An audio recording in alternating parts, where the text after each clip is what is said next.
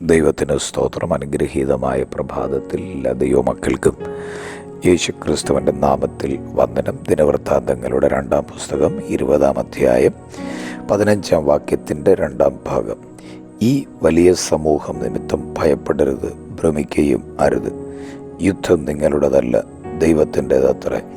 യഹൂദ രാജാവായ യഹോശാഫാത്ത് യഹൂദ ദേശത്തെ ഭരിക്കുന്ന കാലത്ത് തനിക്ക് വിരോധമായി മോവാബ്യരും അമ്മോന്യരും മെയ്യൂന്യരും ചിലരും ചേർന്ന് യുദ്ധത്തിന് കടന്നു വന്ന ആ മഹാസൈന്യത്തെ കണ്ട് യഹോശാഫാത്ത് ഭയപ്പെട്ട് ദൈവത്തിൻ്റെ തിരുമുഖം അന്വേഷിക്കുവാനിടയായി. പ്രതിസന്ധികൾ ഏറി വന്നപ്പോൾ യഹോശാഫാത്ത് മറ്റു രാജാക്കന്മാരിലോ ലോകശക്തികളിലോ ആശ്രയിക്കാതെ ദൈവത്തിൽ ആശ്രയം വച്ച് താൻ പ്രാർത്ഥിക്കുവാൻ താല്പര്യപ്പെട്ടു.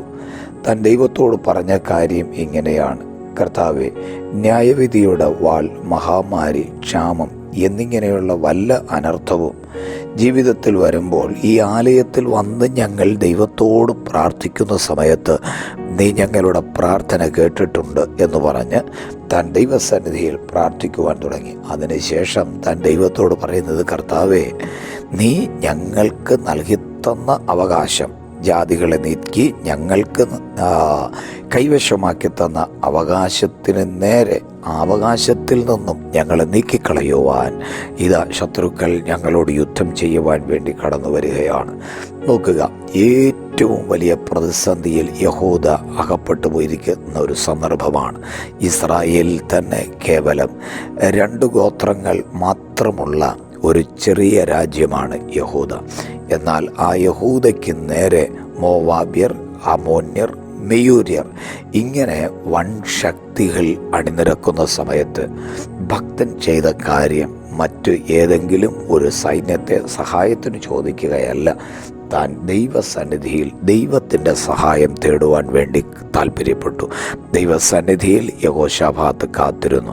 ദൈവസന്നിധിയിൽ യഹോശാഫാത്ത് പ്രാർത്ഥിച്ചപ്പോൾ സർവശക്തനായ ദൈവം തക്ക സമയത്ത് യഹോശാഫാത്തിന് മറുപടി നൽകുവാനിടയായി. യഹോശാഫാത്തിനോട് പറഞ്ഞ കാര്യം ഇങ്ങനെയാണ്: ഈ വലിയ സമൂഹം നിമിത്തം ഭയപ്പെടണ്ട, ഭ്രമിക്കുകയും വേണ്ട. യുദ്ധം നിങ്ങളുടേതല്ല, യുദ്ധം ദൈവത്തിൻ്റെതാണ്. ദൈവം തക്ക സമയത്ത് ഇടപെട്ടു. വലിയ പ്രതിസന്ധി കണ്ട് നിങ്ങൾ ഭയപ്പെടണ്ട. യഹോശാഫാത്തിൻ്റെ ചിന്തകളിൽ അല്പം പോലും അംഗീകരിക്കുവാൻ കഴിയാത്ത നിലകളിൽ ഉള്ള വലിയ പ്രതിസന്ധിയാണ് തൻ്റെ മുമ്പിലായിരിക്കുന്നത്. പക്ഷേ ഈ സമയത്ത് ദൈവം പറഞ്ഞു: ഈ വലിയ സൈന്യത്തെ കണ്ട് നിങ്ങൾ ഭയപ്പെടണ്ട.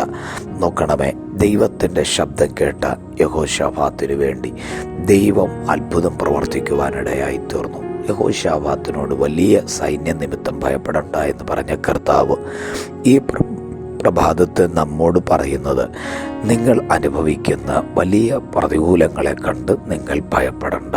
കാരണം നിങ്ങൾക്ക് വേണ്ടി യുദ്ധം ചെയ്യുവാൻ, നമുക്ക് വേണ്ടി യുദ്ധം ചെയ്യുവാൻ, നമ്മുടെ വിഷയങ്ങൾക്ക് പരിഹാരം നൽകുവാൻ ഈ പ്രഭാതത്തിൽ കർത്താവ് നമ്മോട് കൂടെയുണ്ട്. ആ ദൈവത്തിൽ നമുക്ക് ആശ്രയം വയ്ക്കാം.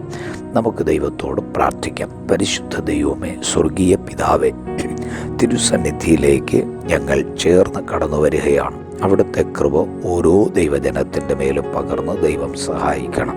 കർത്താവേ, ധാരാളം പ്രതിസന്ധികളാൽ നിറയപ്പെട്ട ലോകത്തിൽ തൻ്റെ കുഞ്ഞുങ്ങൾ അസാധാരണമായ ഏതോ ചില വിഷയങ്ങളോട് ഭാരപ്പെട്ടുകൊണ്ടിരിക്കുന്ന സമയത്ത് എൻ്റെ യേശു കർത്താവിൻ്റെ ആണിപ്പഴുതുള്ള കരം ആ വിഷയത്തിന്മേൽ വയ്ക്കുവാനും തൻ്റെ ജനത്തിനു വേണ്ടി അത്ഭുതങ്ങളെ ചെയ്യുവാനും അടിയൻ ദൈവത്തോട് പ്രാർത്ഥിക്കുന്നു. നിശ്ചയമായൊരു ദൈവപ്രവൃത്തി ഈ നിമിഷം തൻ്റെ മക്കളുടെ മേൽ വെളിപ്പെടുത്തുകയും ഒന്നിനെക്കുറിച്ചും ഭയപ്പെടാതെ അത്ഭുതകരമായി വിടുതൽ അനുഭവിപ്പാൻ തക്ക നിലകളിൽ കർത്താവ് തന്നെ മക്കൾക്ക് വേണ്ടി ഇറങ്ങി വന്ന് പ്രവർത്തിക്കുന്നതിനായി സ്തോത്രം. ജനത്തെ അങ്ങയുടെ കരങ്ങളിൽ തരുന്നു.